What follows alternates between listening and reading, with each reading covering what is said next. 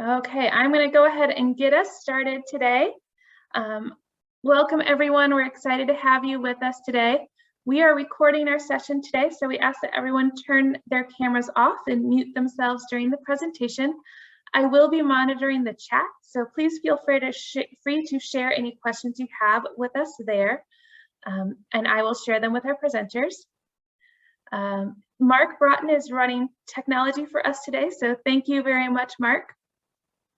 We are recording the session. As I said, I'll share it with a link to the recording with you all tomorrow in an email. If you're uncomfortable with your name showing on the recording, no worries. You can change it to anonymous. Just message Mark and let him know your name so he can make sure that you have are on our attendance list. I'm going to go ahead and do a land acknowledgement. So Texas Children in Nature Network is headquartered in Austin. And as such, I am on the ancestral and unceded land of the Tonkawa, Comanche, and Sana people. Our ongoing colonial presence on indigenous lands compels us to take action now to counteract the effects of colonization. The work we do through the Texas Children in Nature Network is one small step towards that effort. To learn more about land acknowledgements and about these groups, I'm going to put a couple of links in the chat. Feel free to look at those at your convenience. And then I want to go ahead and welcome our speaker today. So our speaker today for our February Texas Children in Nature Network webinar is Lucy Martinez. She is the Early Childhood Programs Manager with Harris County Public Health. And she's going to be sharing today about the OLE Texas project and Nature Play. Welcome, Lucy, and we're happy that you could join us today.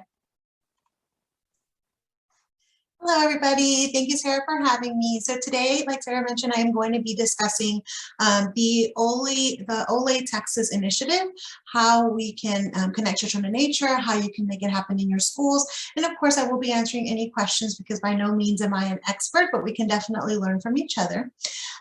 So we can go ahead and get started to respect everybody's time, and we'll go ahead and get going.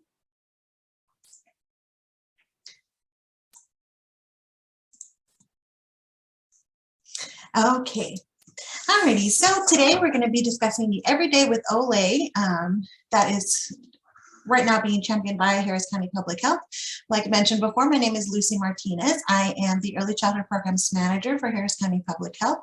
Our team is called the E.C.H.O.S team, which I will provide some information on our team later on. For those of us that are joining from the Houston area, we can definitely work directly. Okay, Lucy, so for today, yes. We're not seeing your screen. Oh no, let me see. Okay. There we go, perfect. Oh, okay, there we go. See, I knew technology was gonna do something for us. Okay, everybody can see it now, correct? Yes. Okay, I apologize for that. Okay, so the objectives for today is we're gonna review why connecting children to nature is so important. We're going to list the OLE Texas best practice indicators. We're going to identify ways to create a nature-based outdoor learning environment. And we're going to identify resources to support nature play every day. I know it's after lunch, so let's go ahead and just kind of get everything going. I know that I can't see anybody right now, but feel free to interact in the chat. So let's take it back to when we were children. So in the chat, let me know what was mostly preferred when you were growing up. Did you prefer to play tag or play hide and seek? I'll start off. I prefer tag. I'm not very tall, but I am fast, so I used to like to run around a lot. And playing hide and seek, it was too much pressure trying to find people. But what's going on in the chat? What do people remember and prefer from their childhood? What is it saying on there?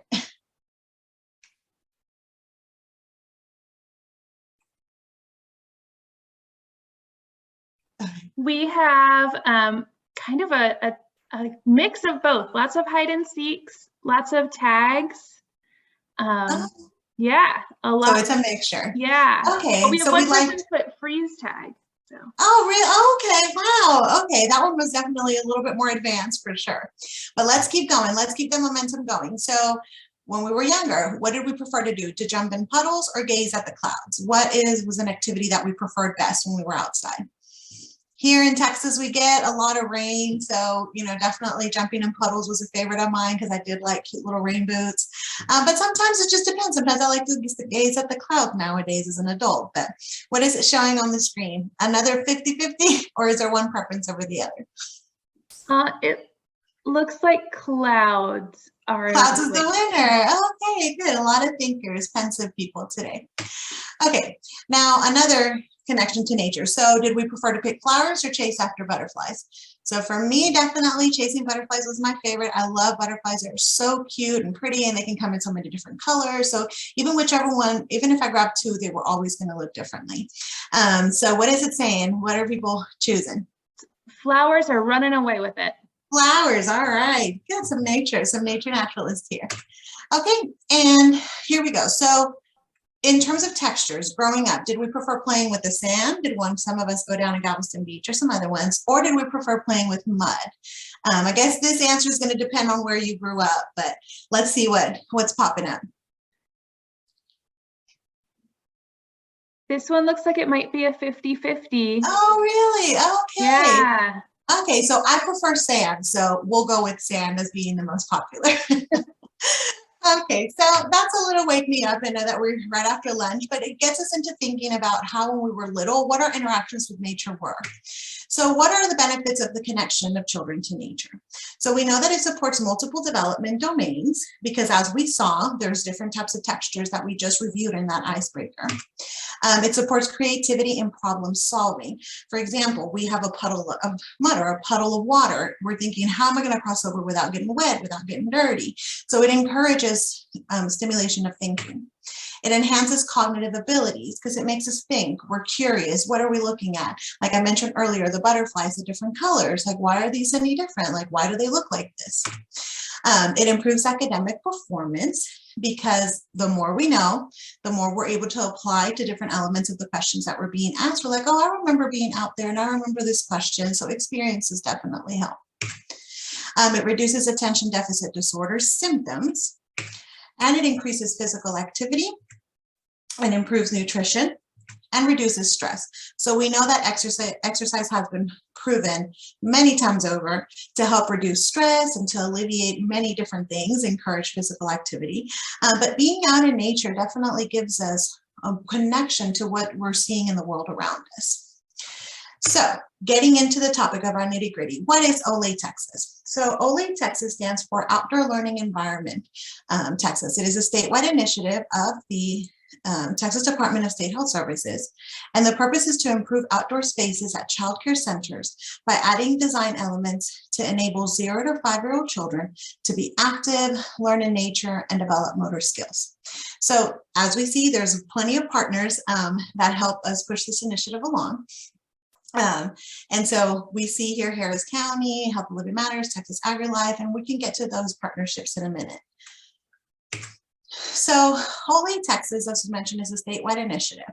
We have chapters in different cities around the area. So we have Lubbock, Dallas-Fort Worth, Austin, Houston, which is us here. And we did start a new chapter in San Antonio, meaning that different cities are opening up to thinking, oh, wow, there is a difference that we can make in early childhood learning centers.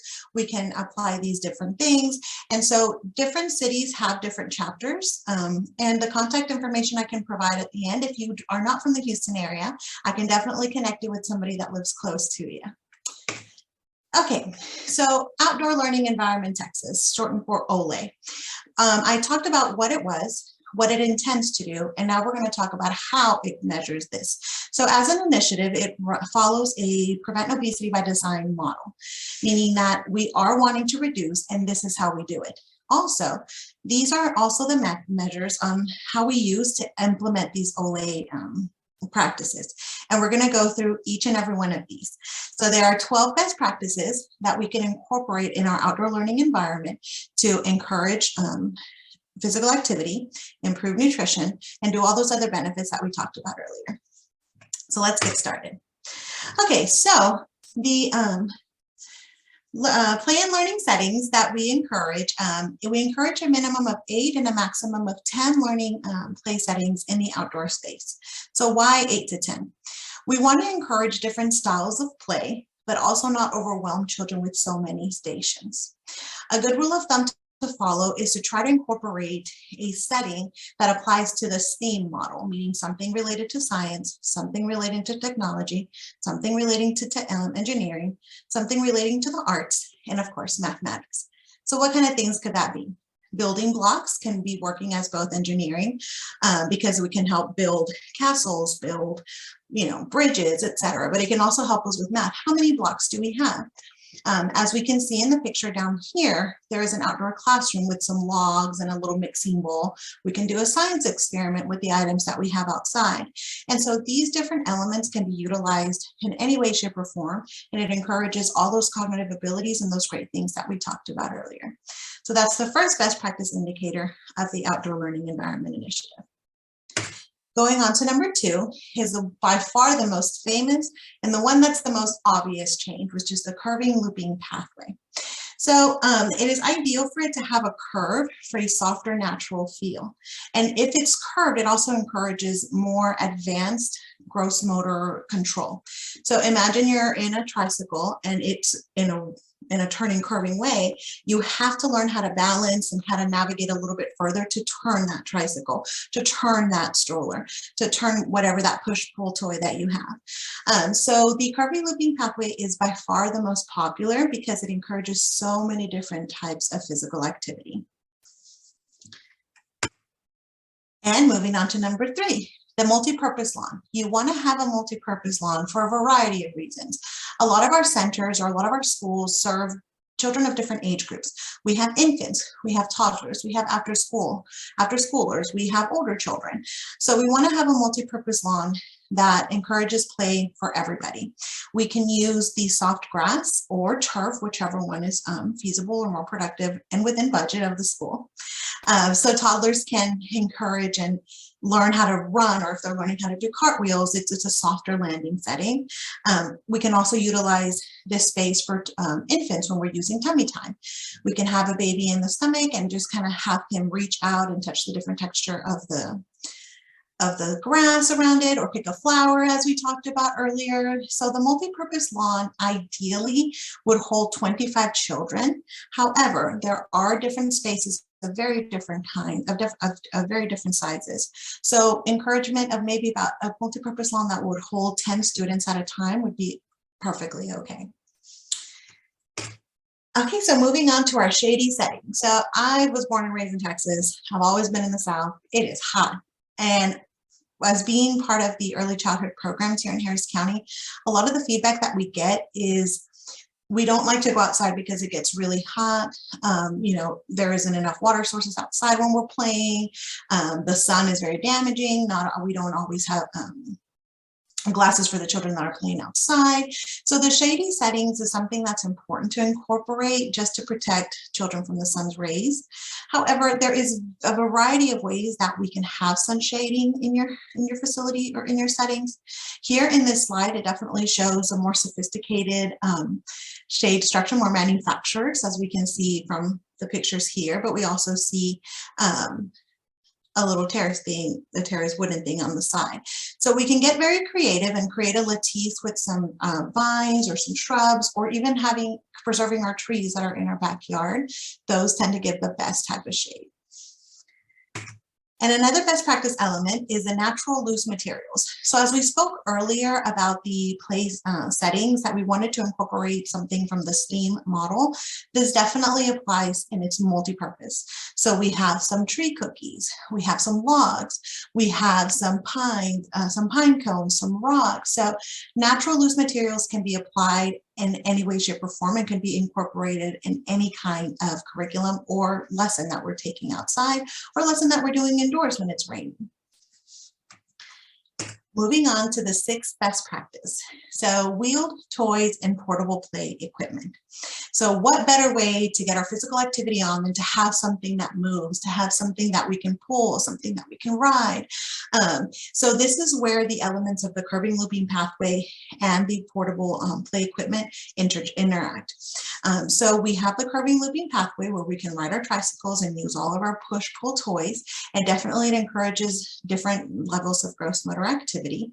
And it doesn't have to be wheel toys. We can have balls, we can have ropes, we can have jump ropes. So we want to make sure that we have items that encourages kids to run, to jump, to slide, to roll, etc.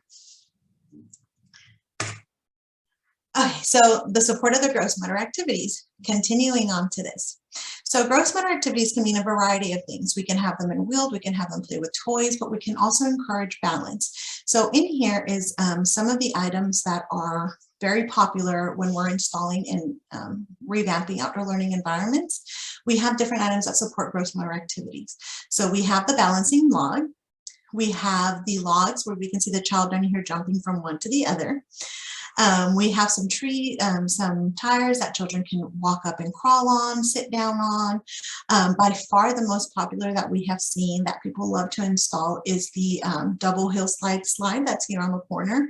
That one is so much fun to see, and the children love it because it's on a hill. So it's a 3-for-1 type of thing. The child runs up the hill, sits down, positions himself for balance, and then slides down on the hill. So right there, it's a cycle of physical activity that we're encouraging with one installation. And there's two, it's a double hill slide. So we got 2 kids at once. So it can definitely encourage more team play. It reduces fights like, oh, I want to go next, it's my turn, etc. So this is definitely one of the famous ones that we have. And so back again with sufficient trees, we are connecting children to nature. So we want to make sure that our outdoor learning environment looks like if we're outside in a natural park. Many times, some of our centers, you're starting an early childcare center or a school, the first thing is to cut down the trees, to build different environments, to put in different installations. But this is a time to advocate and preserve our trees, because not only is it protecting us from the sun, it could also be incorporated in different types of play. We can install an outdoor classroom around, we can install different structures throughout the limbs of the tree. So our sufficient trees is definitely something that we want to encourage that we keep when we're building or sustaining our outdoor learning environment in our centers. And moving on to number 9, edible fruit trees. So these are so popular in our centers because it is like a tenfold type of service. So we have our trees there. We're teaching our children how to preserve and how to harvest, how things actually grow, which encourage children to try different foods. It reduces our arguments with picky eaters because instead of hearing, oh, I don't know what that is, we can hear, oh, I planted something like this, or this is what that looks like, and this is a citrus fruit, and this is an apple, and etc. So it definitely helps to have some edible fruit trees in our outdoor environment because it encourages so many wonderful milestones for our children. Moving on to number 10, we want to incorporate some shrubs, some vines, and ornamental grasses. So earlier I mentioned how we want to make sure that when we are creating an outdoor environment in which we are trying to connect children to nature, we want it to look like we're in a park, like we're in an area where shrubbery and beautiful greenery is around us.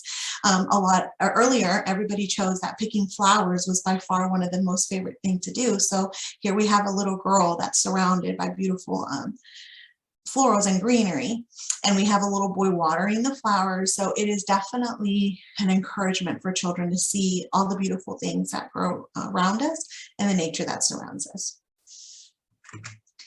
And number 11, moving on, we have our fruit trees, but we know vegetables are just as important. So we have our vegetable gardens that can be as elaborate, as intricate, or as accessible as you prefer them to be. So here's a variety of different options. So we have some tire gardens. We have some garden beds that are raised garden beds to the floor, which are accessible to children, that they're able to see and plant and help touch the soil. We have in the corner all the herbs growing in a different place. And so even down here, we see what looks to be like an old pool for children, and it was converted into a garden. So the outdoor play gives you the flexibility to be as creative as possible to incorporate these elements. And the 12th best practice is the outdoor classroom. So we want to try to take learning outside to encourage all the things that we talked about earlier, cognitive abilities, reduce ADHD symptoms. We want to take children outside to be connected with nature. So we can definitely create an outdoor classroom of any way, shape, or form. We can have it be a manufactured structure like we have here in the corner. We can utilize old wooden boxes to create a space outside that's covered by our trees. We can build the area around a tree. So the outdoor classroom can be done and created as best as we can with whatever activities that we want, whatever materials we currently have. So it doesn't have to be such a large expense if we utilize the items that we have. Now, the next best practice that I'm going to talk about was something that was discovered based on the implementation and the elements purchased for the centers that we've currently worked with. So the outdoor storage, we have to protect these wonderful elements, these wonderful toys from the elements. So various types of outdoor storage is encouraged to protect the items that you invest in. So a tricycle shed, we have some buckets to hold our natural loose materials. We have our pots and pans that we can hide and kind of keep in storage. So this is the last best practice that we have.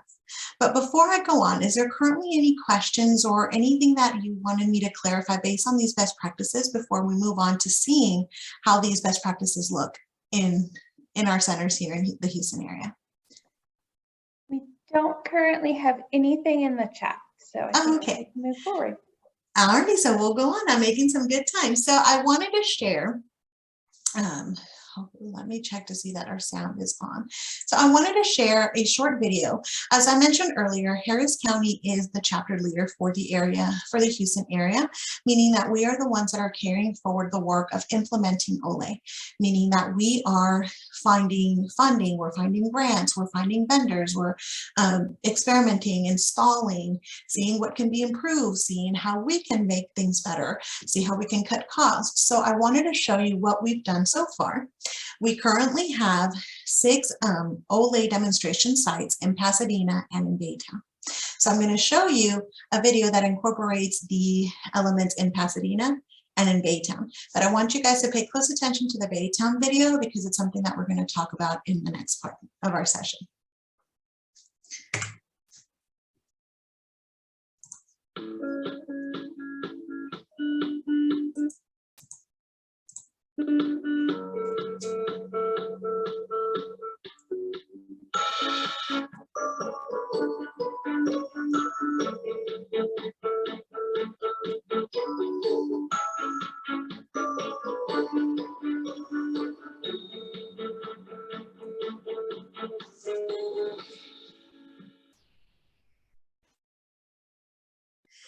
Okay, so we saw a variety of best practices in there. So what is one that caught your eye the most of this short little video that we put on there?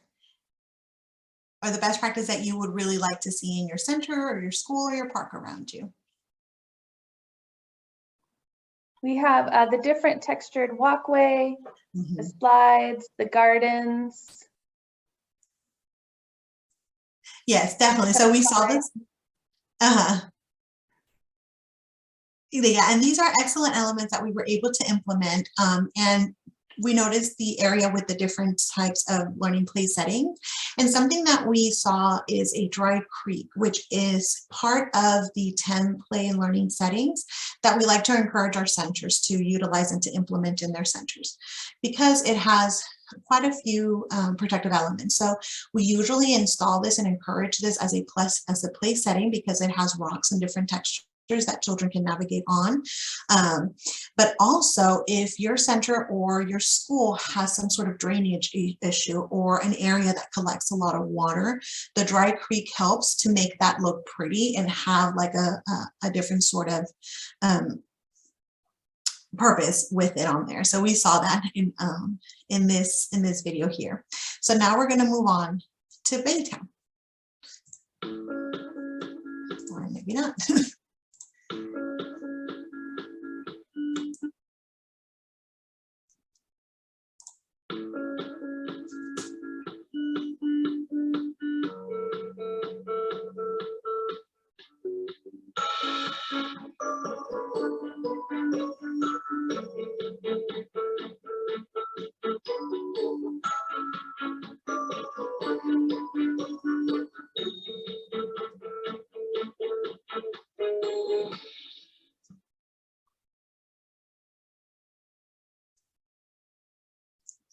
Okay, so this was Baytown. Same question. What best practices did you see in these video, or what type of elements caught your eye in this particular deck of pictures? Green space, outdoor storage. Yeah, and here in this picture here, as for our footprints, we have the logs that children can jump. We can see the looping pathway and a tree that's been planted. So the moral of this is that it takes time. It takes time to get everything going, but it's definitely doable. So let's move on to our next portion of our conversation, is how to create the outdoor learning environment. So here we see an outdoor learning environment, OLE Texas design. A schematic design is encouraged as a tool to have as a guide to create an action plan for your outdoor learning settings. Texas Tech University's Coalition for Natural Learning has a list of all of the OLE certified landscape architects and designers. So why this particular avenue? We want to make sure that we install proper items in correct areas of your center. As I mentioned earlier, the dry creek, which is something that is encouraged if there is a collection of water. A landscape designer and a landscape architect is able to review your area and kind of make recommendations in that particular scale.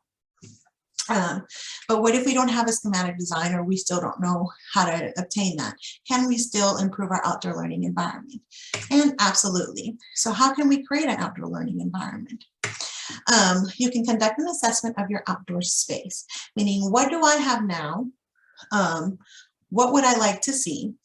And there is a tool that we recommend and we use here at Harris County, which is the Go Knapsacks Free Assessment, meaning that it helps and grab all the information needed that not only discusses your outdoor space, but also how much time are you as a center, as a school, as a park incorporating to physical activity? What can be improved? And based on this assessment, you can definitely check to see what you can, what you would like to see and what you can install. Like I mentioned earlier, you can utilize the best practices that you want to see in your space. We already found a couple of things based on that video, that once you know the best practices, you can see what you can actually do. You want to seek out training, resources, and ideas of things that you want in your space. So Harris County Public Health has a Pinterest page that we have where we separate each element per each design, and it tells you different ideas of how you can make this work. You can also take field trips for inspiration. So if you are in the Pasadena or Baytown area or have access to it, you can visit any of the centers that we talked about that have beautiful outdoor spaces. And you don't have to walk inside, you can just see how it looks on the outside. Our Pinterest page that I spoke about. You want to seek out a designer and create a planned design for your space. So as I showed the picture earlier, it talked about how we want to make sure that we're installing elements in correct areas in your space. So this is why a designer is sometimes very, very important for somebody that has the expertise to tell you, well, how about we install the hillside on this side because you have X, Y, and Z on this side. Now we know that with any change comes a fiscal responsibility. So you want to seek donations and grants, seek volunteers, or any additional funds that you have, any agencies that you can connect to.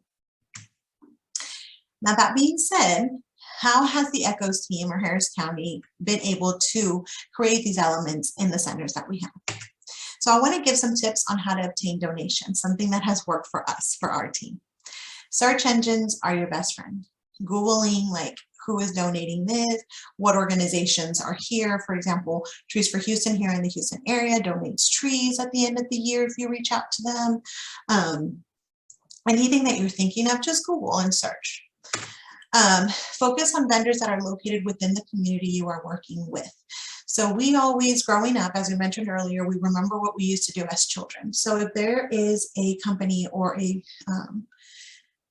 designer or any sort of organization that is located within the community of practice that you're working with, they tend to have more of a connection to the community. So they are probably more than likely going to give you a better price or a resource, or take you in a way and take in an area where, an avenue where you can definitely obtain this at the lowest cost to you. For example, landscape companies, concrete companies, and outdoor sheds, because as we saw, they can be a little bit expensive because there's such a large structure to hold so many things. Now, also, don't be afraid to ask. We want to ask for discounts at major school suppliers. Let them know that you're calling from a school. Are they running any promotions?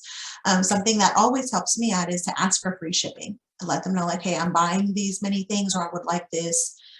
How can we work for a free shipping? And that's worked. I've gotten 20% discount at a major school supplier, and we've gotten free shipping. So don't be afraid to ask. My motto is the worst thing they can say is no. So definitely take that avenue. Now, how do we find grants? So grants are available year-round, but you want to contact your local organizations to see if they're currently running any sort of grant cycles.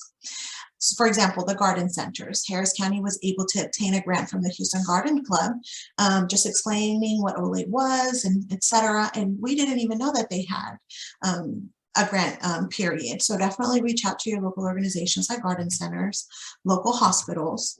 And if you want to go to larger organizations such as Lowe's, they offer grants year-round, Shell, Exxon. And something that we want to keep an eye on is partnering. So partnering with different organizations that are nonprofit and that are able to help for profit. So what do I mean by that?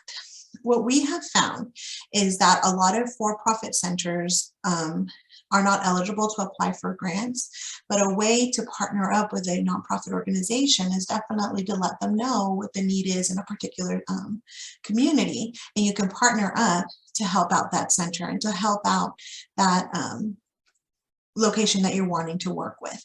So partnering, networking, connecting, it's something that's very important when we're wanting to definitely help a community or help a center that may fall through the cracks of particular eligibility requirements. So what to stay on top of? I mentioned earlier to pay attention to the pictures of the Baytown Center.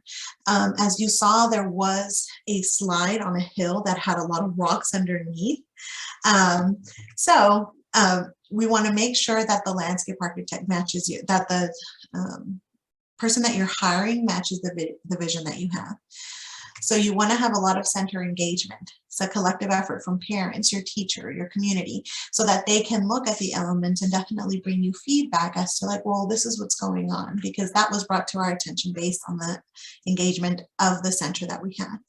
We also have some other centers that are not as, how do I say, vocal of the things that we have. And so if we don't hear from anybody or if you don't interact, it's definitely going to kind of make things go a little left. So for OLE certified designers, as I mentioned earlier, it is recommended to obtain an OLE certified designer to create your schematic design, because it gives you an expert look into how your center can actually look. So we want to promote the OLE design workshops. NLI and the Texas Tech Coalition for Natural Learning offers scholarships to interested landscapers and landscape architects, but we want to get the word out. If you are looking for an OLE designer, or even looking to become certified, if you yourself are a landscape architect, you want to sign up for their particular newsletters, and that can definitely help open up an avenue for things. And the safe installation and installation of elements that match the vision. You want to make sure that we are following guidelines to make sure that these elements that we're installing are protecting the children that are playing and interacting with them. Okay, so what sort of resources am I talking about? So here is the Go Knapsack Self-Assessment instrument. So we have the website here, but we can also share the links in the chat of how you can access the Go Knapsack Self-Assessment.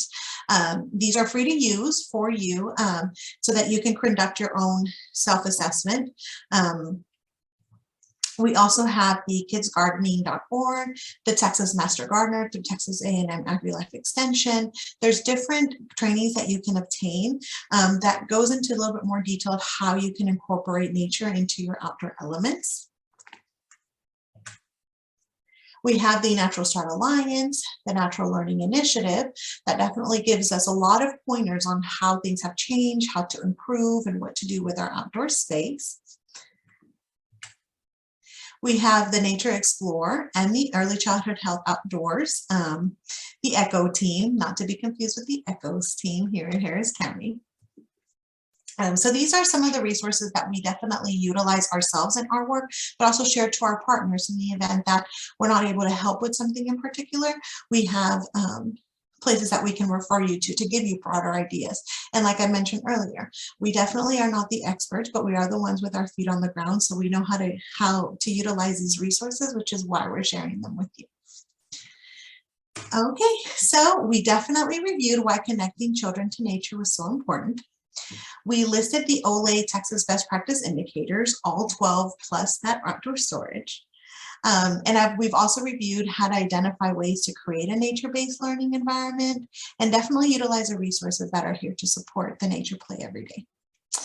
And so one thing that I want to end here with is definitely just information on our program, the ECHO team, which I'll definitely leave my email in the chat. We service the Harris County area, City of Houston area as well. So if you are an early childhood center that would like a little bit more one-on-one or have more questions about your center that's around here, you can definitely reach out, and I'll leave my email in the chat and we can talk about whatever you may need if you're in the Houston area. And before we leave and before I close out and open it up for questions, I want to leave y'all with a video that encompasses everything that we just talked about and puts it into a little bit more of a theatrical way, a little bit better than I did. So let me make sure that you guys can hear the video, because earlier I had. We were able to hear the last one. So yeah, okay, perfect. Go through. Here we go.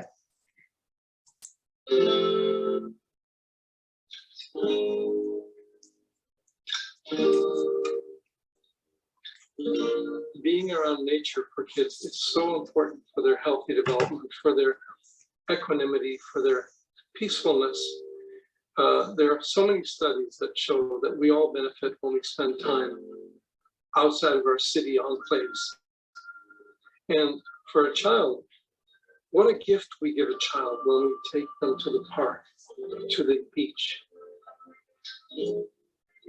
A criança que tem o contato com a natureza, ela tem um habitat do brincar vivo e orgânico. Ela tem ali, nos objetos da natureza, o que ela sente que é a relação mais próxima dela, no sentido de nada igual, nada estático, nada plano. As coisas são absolutamente com contornos da qual a vida oferece. E a criança lê isso. Isso é uma instrução para ela. Children love to be in a context where they can experiment and play. That's what play is. And learning is play. When they put things together that have never been put together before, or they're in the kitchen playing with the pots and pans, they're in the woods building a playhouse, or on the beach building things in the sand.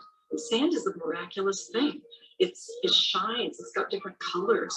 It falls through your hands, and you can build it into things. You can put it in flower pots and make castles. You can do all kinds of things. The mind of the child is totally open, unscripted, waiting for discoveries to be made.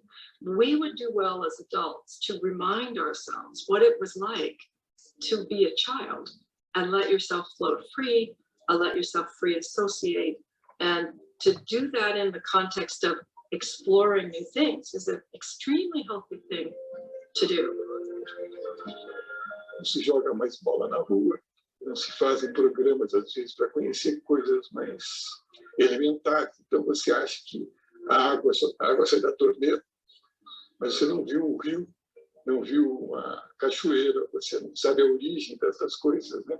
É interessante que algumas crianças, quando você tira o sapato e põe para andar na grama, elas ficam, né? Não sentiram isso, não tem esse tipo de contato. Então, é um aprendizado, uma aquisição de informações que vem por uma outra via. Você já imaginou você contar uma história numa sala aberta, embaixo de uma árvore, ao som dos pássaros, ficar ali fazendo buraquinhos na terra, procurando tatuzinhos, né, vendo o arco-íris que está nascendo.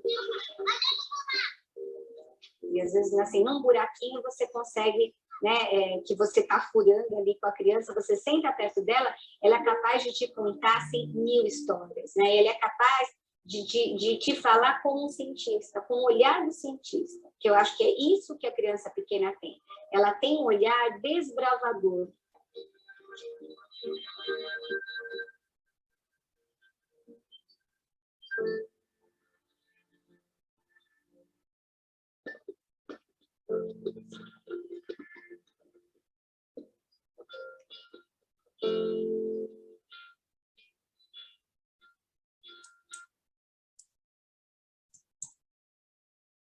Alrighty, so that was a perfect ending to definitely this talk and wonderful discussion about outdoor learning environments. So right now I'm opening it up for any questions that you guys may have and anything that I can expand on. Lucy, we've got a few things coming into the chat, and so I just want to remind everyone, feel free to put any questions you have in the chat, and I'm happy to relay them to Lucy. But the first one is a comment from Rhonda, and she said, Lucy, you did a wonderful job, so inspiring, and you are sharing important information for us all. Thank you. Thank you, Rhonda. Thank you so much. So we've got a bunch of thank yous for the links. And so also when I send out the email, I'll be sure to add these links into the email as well. So if anyone, got lost in all the links that were getting shared, we'll get those in an email as well. Yeah. So any other questions for Lucy? I'm curious, how many of you know if you have OLE sites within your community?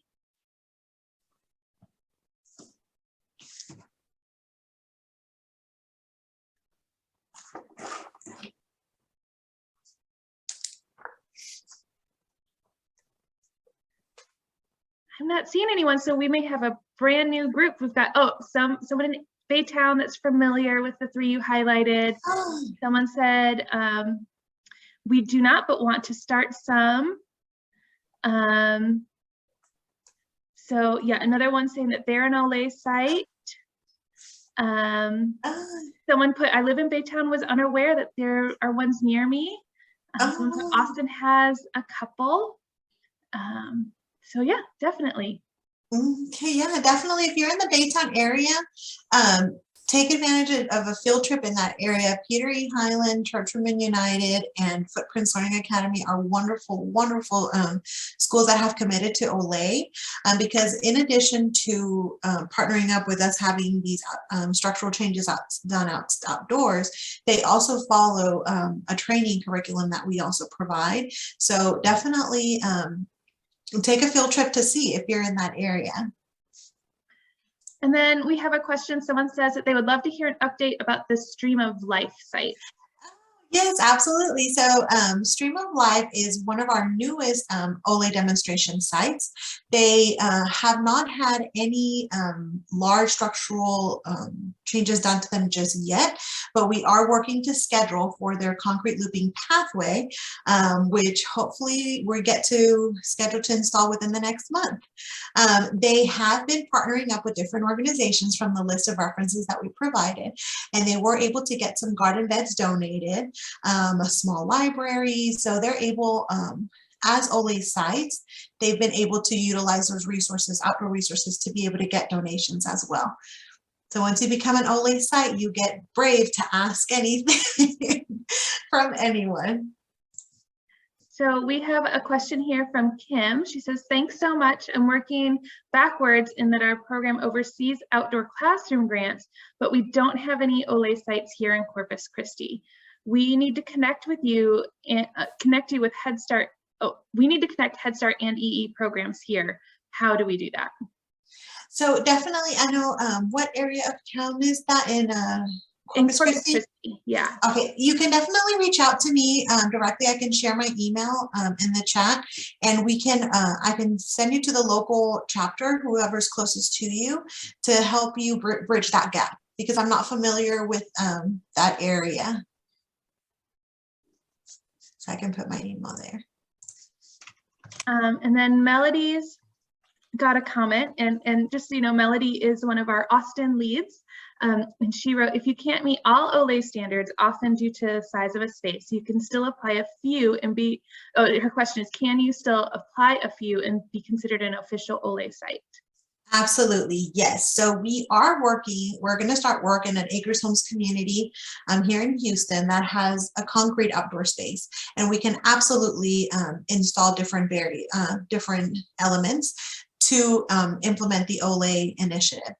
So even if you don't have if you don't have space for all the elements, as long as we can incorporate something, you can definitely be considered an OLE demonstration site. Absolutely. Because we do recognize that a lot of childcare homes also want to improve their outdoor learning environments, and maybe they don't want to do structural changes to their property. For example, they don't want to install a looping curving pathway out in their backyard, but we can definitely do different elements. We can paint something on, we can do different things. And so it's about being creative with the outdoor space we do have. That's a great question. So we've got another one from Stephanie. She says, we are constructing sustainable sites project with many OLE elements. How do I get in contact with someone to guide me through becoming a possible OLE site? OLE site. Okay, so what? It looks like she's in the DFW area based on. Okay, so let me. Program name. Yeah. I will send you to the, oh goodness, the OLE chapter lead in Dallas-Fort Worth, and I can share that information.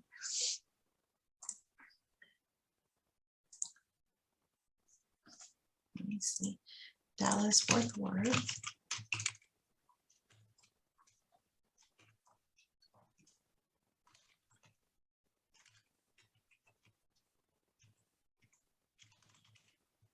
And I just want to, because your email got a few more comments came in after you put it, just in case anyone is running to write it down, it's lucia.martinez@phs.hcpx.net. And I'll include that in our email that I send out as well. And what I can do is also, I'm sharing here in the chat for the Austin area and Dallas-Fort Worth. But also I'll share these emails for you to follow up with the, in the email. I'll send the correct person to reach out to if you didn't catch the emails in the chat. I'll send that information to you, Sarah, so you can also distribute with that. Wonderful, yeah.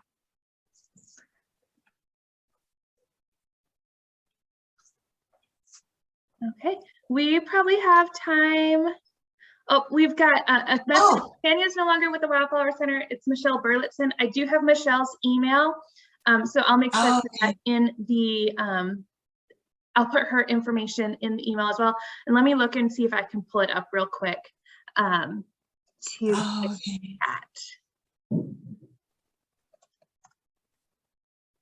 Yeah. So yeah, unfortunately, we connect through our DSHS representative, and we haven't had a chapter-wide meeting. So I'm finding out about these changes myself. So I'll definitely reach out to Carrie at DSHS to give me some updated information on who are the leads now, because I wasn't aware. There's a lot of changes. Even Harris County has gone through a lot of leadership changes. So we have another question from Rhonda. Lucy, what do you think of an OLE training site for teachers and children so that people can come and see it? We inherited 20 acres of land in Caldwell, Texas. Oh my goodness. Okay, so a training for them to see? Yeah. But I was thinking, oh. Go ahead, Rhonda, sorry. Okay. Well, I've got a little nature area. There's different parts, and we inherited 4 years ago. And I already have a little nature center area, but I was thinking in Caldwell, there's so many smaller childcare centers. If they can't do their center, could they come out and spend time in nature? And maybe families that homeschool their children, could they come out and experience nature? So it would be more of a nonprofit, but it would be getting families, teachers, and children into nature and understanding that it's not, they're just not familiar with it is what the deal is. But we could train teachers there too. I don't know, I'm just thinking.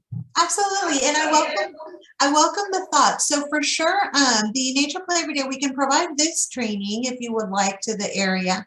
But also we can, with OLE, it's not these implements, these best practice are not limited to just early childhood homes or early childcare centers or elementary schools. If there is a chapter there for your the Parks and Recreation area, if they want to connect with OLE, they can implement these elements in, let's say, your large area, and that way it could be open for the public to come and play with. And that is definitely a goal for us here in Harris County, is to expand to parks or to large areas of land. In Footprints Learning Academy, actually in Baytown, opens their outdoor space to the children of the neighborhood. So that's definitely, you're on the right path of thinking. We haven't gotten to such a magnitude of that size yet, but that's definitely a good avenue to reach out to, is the Parks and Recreation, and then reach out for some OLE implements there.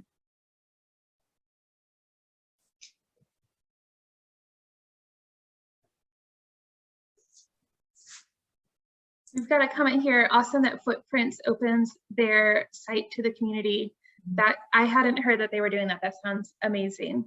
Yes, and so they're able to open up. They are within a neighborhood, like the neighborhood surrounds them, so it is an outdoor space that could be utilized. And so we're moving forward, to want to implement these elements in parks, so open areas, that we haven't secured funding yet, or we haven't been able to have the manpower to do that. But I like the way that we're thinking, is that we got to think big to change these, what we traditionally see as outdoor spaces. Well, great. I'm not seeing any more questions in the chat, so I'm going to give everyone a chance to put any last questions in before we wrap up. While I'm doing that, I'll just take a minute to put our evaluation in the chat. So we do have just a quick eval for you to fill out if you don't mind. It's only about 6 or 7 questions. I can't remember right off the top of my head, so it shouldn't take you more than 2 or 3 minutes. They're all pretty easy questions, so if you wouldn't mind filling that out for us. And then also, our webinar next month is a great follow-up to this one, and it is specifically on why nature play and sites like these OLE sites are great tools for health equity in early childhood. And our friends at National Wildlife Foundation are going to be doing that one, which is one of the great resources that Lucy talked about during her talk. And so if you're interested in registering for that webinar, I've put that link in the chat as well. And that one will be on March 9th.